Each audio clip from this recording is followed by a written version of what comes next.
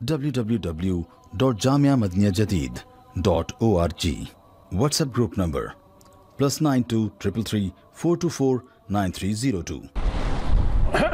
الحمدللہ رب العالمین والصلاة والسلام على خیر خلقه سیدنا و مولانا محمد و آلہ و اصحابہ اجمعین. اما بعد،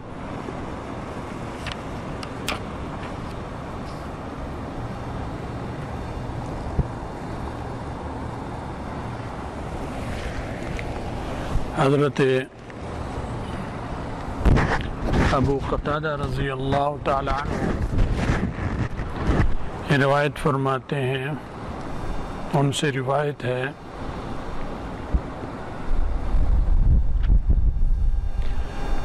انہ رأى حمارا وحشیا، کہ انہوں نے ایک دفعہ ایک سفر میں حمار وحشی دیکھا.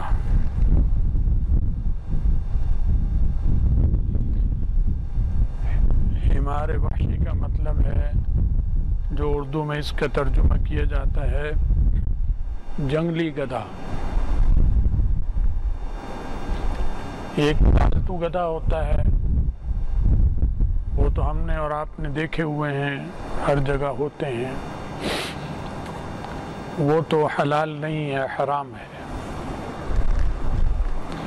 ایک جنگلی گدھا ہوتا ہے، حمار وحشی اسے عربی میں کہتے ہیں. وہ حلال ہوتا ہے، جیسے ہرن، نیل گائے، اسی طرح یہ بھی حلال ہے. فعقرہ، انہوں نے اس کو شکار کر لیا.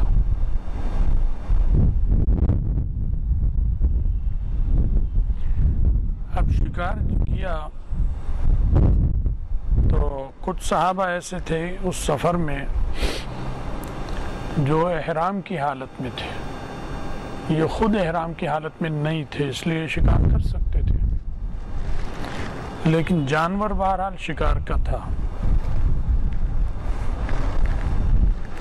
تو صحابہ کو تردد ہوا کہ ہم اسے کھائیں یا نہ کھائیں.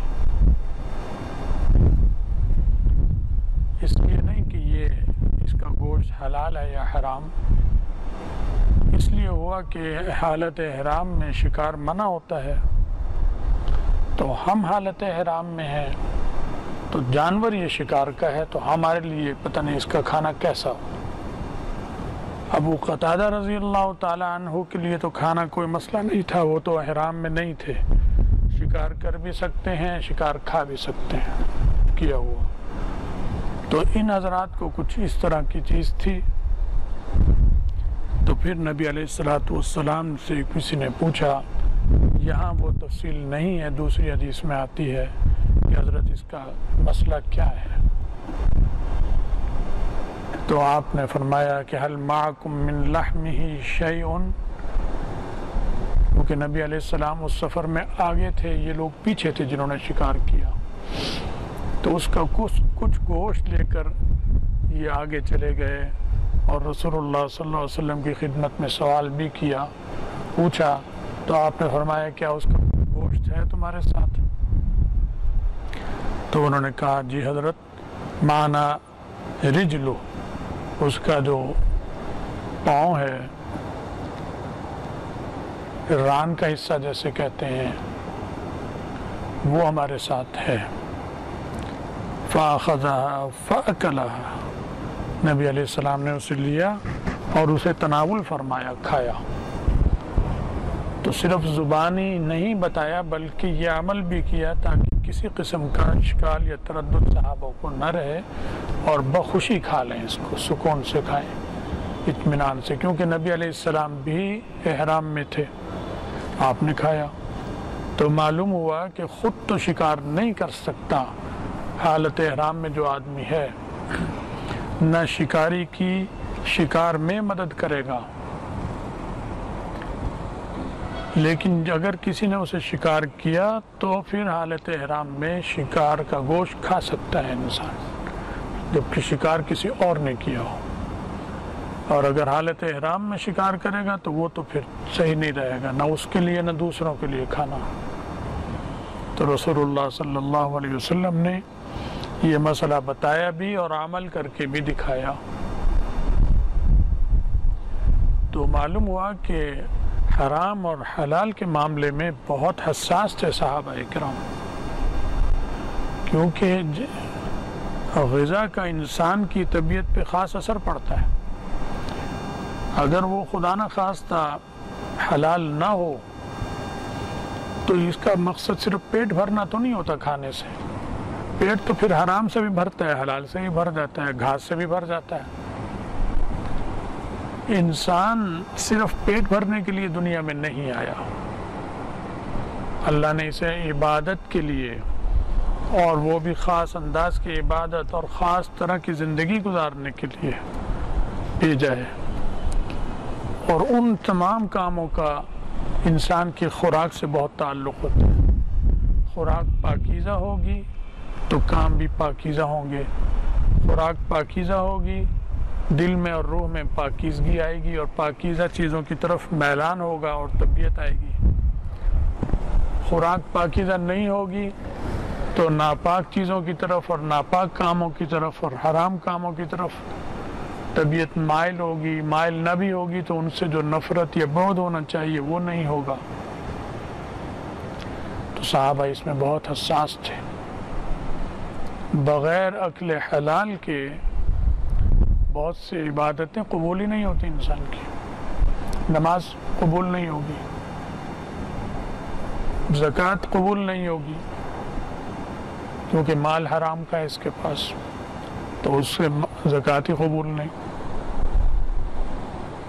تو بہت زیادہ اثرات پڑتے ہیں حرام اور حلال کے، حلال کے اچھے، حرام کے برے، اور پڑھتے ضرور ہیں، اور انسان پر ہی پڑھتے ہیں، انسان کے بعد باقی چیزوں پہ پڑیں گے، اس کے گھر پر، اس کے اور چیزوں پر، اس کے ماحول پر، سب سے پہلے اس کے اوپر پڑیں گے۔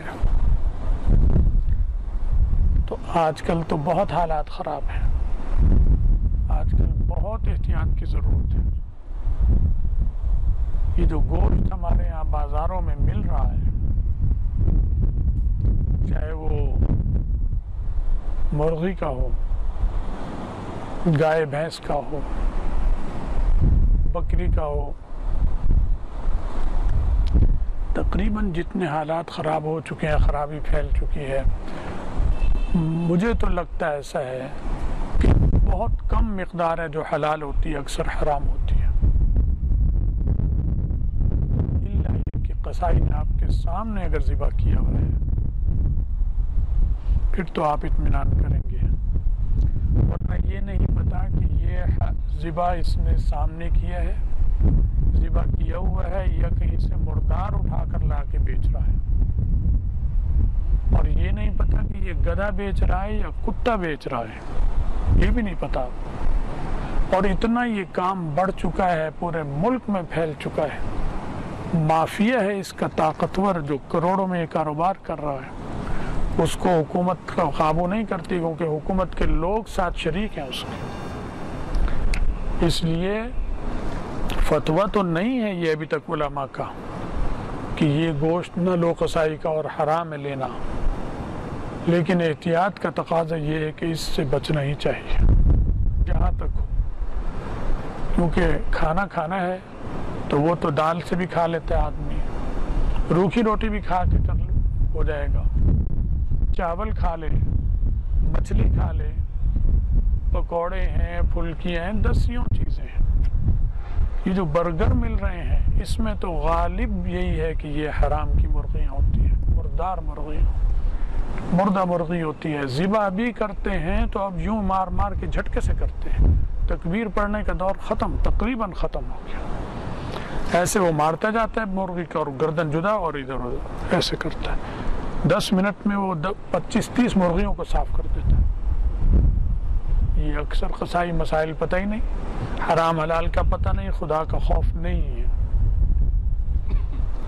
اس لیے میں تو یہی کہتا ہوں بھائی کہ جتنے مسلمان ہیں قصائیوں سے گوشت نہ لیں جب تک کہ آپ کی آنکھوں کے سامنے ذبح نہ ہو، کیونکہ یہی نہیں پتہ کہ یہ مردہ مرغی کھلا رہا ہے، یہ بکرا جو ہے بکرا ہی ہے یا کتا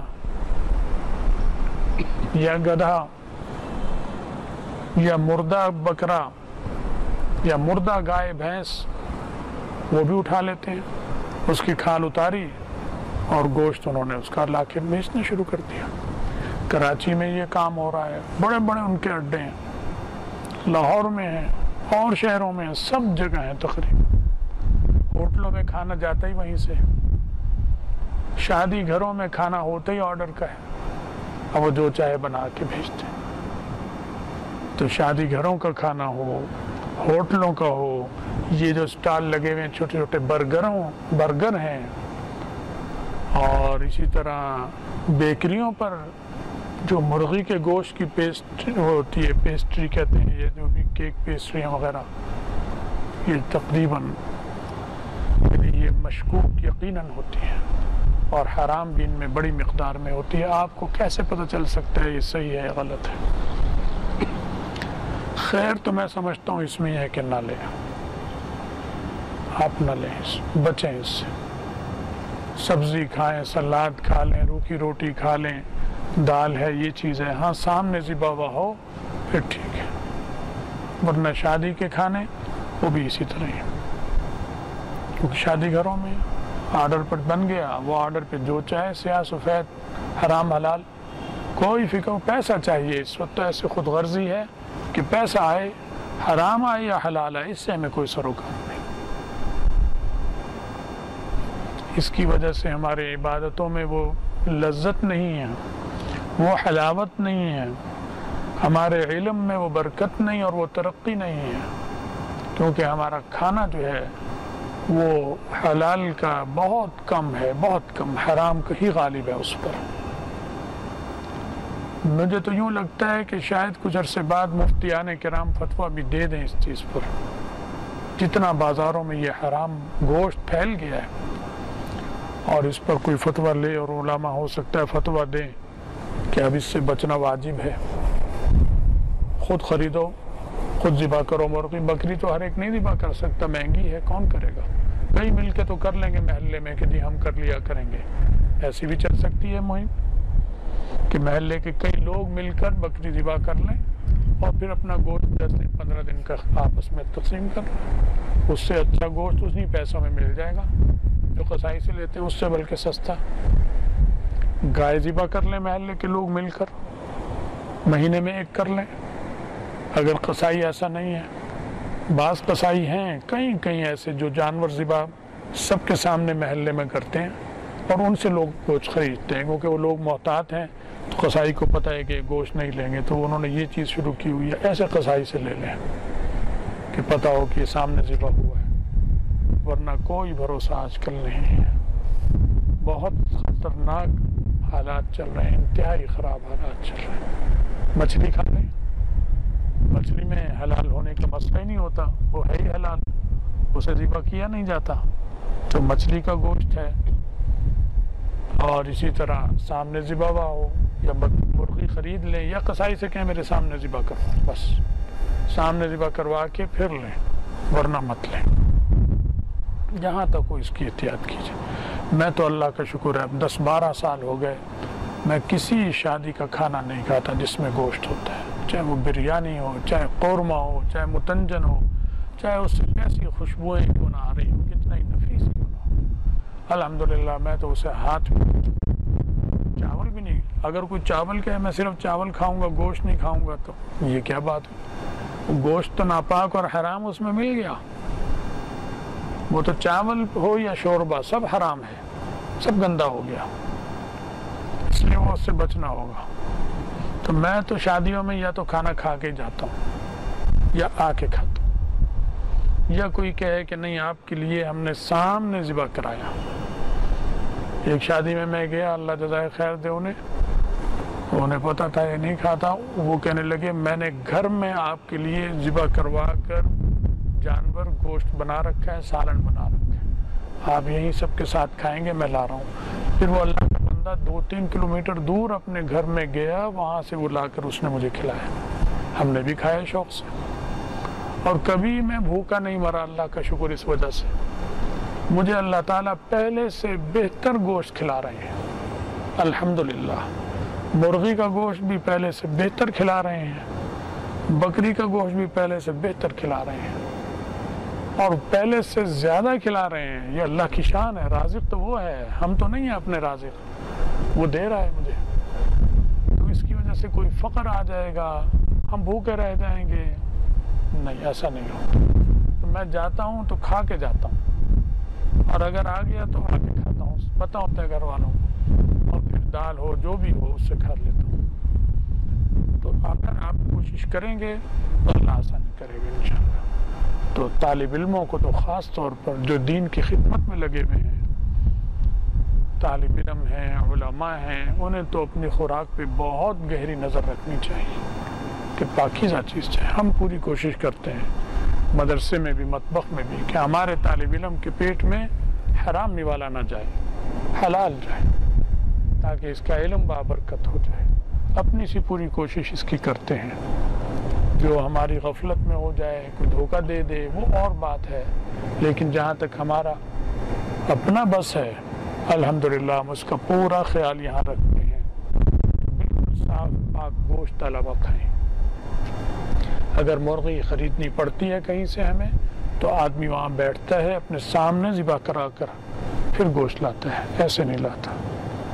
تو جس کی بھائی کوشش بڑی ضروری ہے، صحابہ کا بھی عمل ہے، اور تعلیم میں ہے، قرآن میں ہی آ گیا، کلوا من الطیبات وعملوا صالحا، یا ایھا الذین آمنوا، اسی قسم کی آیت ہے کہ پاکیزہ کھاؤ اور نیک کام کرو۔ تو معلوم ہے نیک کام اور پاکیزہ کھانے کا جوڑ ہے، ناپاک کھانا اور پاکیزہ کام کا جوڑ نہیں ہے، یہ بے جوڑ چیز ہے۔